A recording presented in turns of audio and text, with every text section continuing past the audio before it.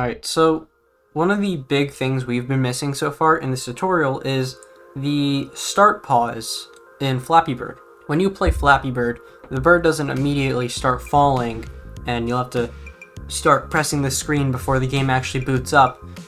There's a little bit of pause in the beginning, which gives the player time to read the instructions, which is basically just tap the screen, but it also gives the player time to prepare to tap the screen. It doesn't rush the player into the game. So we're going to be adding that little pause screen.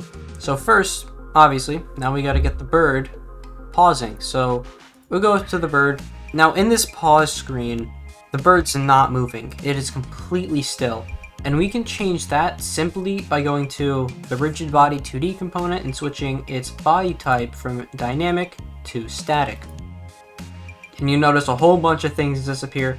Basically what static does is it removes all the physics from this guy. This guy is not affected by any form of gravity or outside force. It can only detect if it's entered another trigger or whatever. So like if you hit play, you'll notice the bird's doing nothing. And you may even get some errors clicking on the screen because rigid body does not have any velocity. But this is what we want. This is what we want for now. Basically what we're going to do is when the player clicks on the screen for the first time, it's going to change that body type from static to dynamic during the game. So let's go to the bird's flow graph. Before we start, I'm going to go to the bird, its flow machine. I'm going to create a variable. I'm going to call this one active. We're going to add it, and the type is going to be Boolean. Basically, when the value is false, that means the game has not started, and when we click it, we're going to update that value to true, which means the game has officially started. So in our update event, I'm going to disconnect this. Remember, this update event basically takes in if the player has clicked their mouse button and then it sets the velocity. I'm going to feed this into another branch block. We can feed the true into our rigid body 2D here. We're going to drag this out, scroll down to variables, object, and then get active. So in the false section here, this is where we're going to trigger active being set true and switching the bird's body type from static to dynamic. So we're going to drag this out. Now the first thing we want to do is update our active variables. So we can go to variables, object, set active, and then down in this little green node, drag that out, Boolean literal, and we can tick that on to true. So when we click for the first time, it'll detect that active is not true, it is false, so it'll go into the false, and then it'll tick it true. And now we can go over here and update a bunch of stuff over here. So we can start off with the rigid body 2D. Let's go to the bird, rigid body 2D, and there's a bunch of stuff here. We want to look for one that says body type. So we can look up in the search bar, body type. We can see we want the rigid body 2D, set body type. And now we can see right here, there's the three options that we see over here. We want it set to dynamic, that way it starts adding physics. Now you may notice if I hit play, when you hit play and click, the bird will just fall. We want the bird to jump like every other click. So we can do that simply by taking our set velocity and we can just copy that and paste it, and we can drag that in. So now all it's doing is setting active to true, changing its body type to dynamic, and then adding velocity to make it flap up on the first time. Now we need to fix the pipes. The pipes right now are starting as soon as the game starts, which we don't want, because if the bird is standing still, we don't want the pipes to start coming in. So we want to delay that. So we can go to our pipe spawner, and basically what we're going to want to do is we're going to want to check if active is active, if it's on, before creating a pipe object. So remember, this is our timer code that we made a few episodes back. Basically every few seconds, this will output whatever this is. In this case, it's our creating our pipe game object. So before we create our game object, we want to check if active is true. So we're going to want to create a variable. I'm going to call this one bird. Basically, we want this bird variable to contain our bird game object. So you can set the type to game object, and you can actually drag the bird from the hierarchy into the value. So now when we ask for an active variable, we can say search the bird game object for that variable because that's where it is. So let's disconnect the flow here, drag it out, control branch block. We can feed the true into our instantiate block, drag the purple node down. We can scroll down, variables, object, and you can see active's not going to be in this list. That's because it doesn't know active exists. We have to tell it. So we can just do get object variable, and this will give you a blank variable node. Right in the string here, we can just type in active or whatever you would name that variable. It has to be exactly as it's spelled here because it's kind of case sensitive.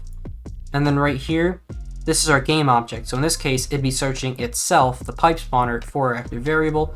We don't want that. So let's drag this out, scroll down to our variables, object, get bird, and that's where we're holding our bird game object. So it's now searching the bird game object for our active variable, and if it's true, it'll start creating pipes. So I'm going to hit play, and we should see that no pipes will spawn. We can actually go over to our scene here to see this in a better view. You can see no pipes are spawning, but as soon as I start clicking, you should start seeing pipes spawn in. Now, for simple aesthetics, let's make our score appear as soon as we start clicking. This will also benefit us in a little bit when we add a little bit of a menu screen, which we will be doing. So we're going to do a very similar thing that we did with our pipe spawner, where we check the bird game object for this active variable. So let's go to our scores flow graph. Now, we already have an update event here, but something unique you can do in the flow graph is you can create multiple update events, which is not something you can actually do in a standard C# script. So let's add another update event to our flow graph. We can right click, add unit, look up update, and click the one that says update. So now it'll be every frame, it'll be running this code. So since we want our score to be invisible on startup, something you can actually do is simply uncheck that text box variable, and it'll make it invisible by default. And whenever you want to see it, just check it again, but always remember to uncheck it. That just leaves it invisible on startup. So in our update event, we want to check if active is enabled, and in that case, then we will re-enable our text here. So we're going to create another bird variable, add that game object just like we did for the pipes. We'll drag the bird in. We will drag our update event, our new update event flow out, control branch block, and this is pretty much the exact same thing as we did for the pipes. We're going to drag this out, go to variables, object, get object variable, our generic default empty get variables, type in active, drag out our game object here. Once again, going down the variables, object, get bird, and this is pretty much whenever you want to check for this active variable, you're going to want to use this code. So when this is true, we can drag out our true flow. We can look up set enabled. We can see we want the one that says text because our text object is what's disabled. That's what allows us to be able to see our text. So we can do set enabled and tick that on to true. So now when it finds that active is true, it'll set it enabled. So if we play, you can see that the screen is completely empty except for the bird. You can actually see it updating here. As soon as I click on the screen, this will become true. There it is. And you can see now our scores on the screen and it updates just like normal. Now there's one more thing I want to do, and it's adding a little bit of a menu. In our assets here, there's this guy right here, this message sprite. This is what appears when you start up the game. It says tap here and it says get ready. which basically primes the player, gets him ready to start playing Flappy Bird. So down here you can see the image is very small. We can change the filter mode when you click on it. Change the filter mode to point, and then hit apply. That way it stays pixely and doesn't look all blurry, because that tends to happen with pixel art and low resolution images. So we want this to be part of our canvas, just like our score and game over text. So we can right click on our canvas, go down to UI, and then we can find image. I'm just going to call this image start, and we can press F to zoom out on it. So here's our image. We can, right here for our source image, that's where we can drag our message sprite, and it's very squished, so we can hit set native size, which will blow it up, and we can go to our scale tool to scale it up, make it the right size. And now we're going to do a very similar thing that we did with our score, but instead of making it visible, we're going to make it invisible. So for our start here, add component, we're going to add a new flow graph. So scroll down, go to bolts, flow machine, new macro, and I'm going to call this start message.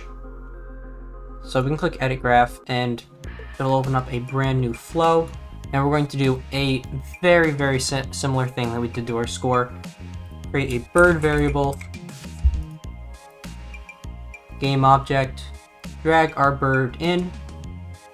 We can delete our start event because we won't be needing that. Drag our update event, branch block. We're going to drag our purple node, variables, object, get object variable. You know the drill. Pretty much the exact same thing we did with the score. Instead of setting our text as enabled, because for one, we don't have a text here, we want to be setting this image to disabled. So not enabled, but disabled. We can still do that using the set enabled. We want to look for image in this case. We see image, set enabled, drag that out, but instead of taking this to true, which we did for our score, we want to take it to false so that it will disable it once this becomes true. So we can boot up the game, and you should see right over here, it should say false, and once I click it, it should disappear and say true. There we go. Thanks so much for watching this tutorial. In the next tutorial, we will be covering some animation. We'll be doing the bird, how he, points upwards when he flaps up, and he kind of tilts downwards as he goes back down. We will be doing that in the next tutorial, so like the video because that helps it out. Subscribe to stay tuned for the rest of the series. Thanks for watching, and I will see you later.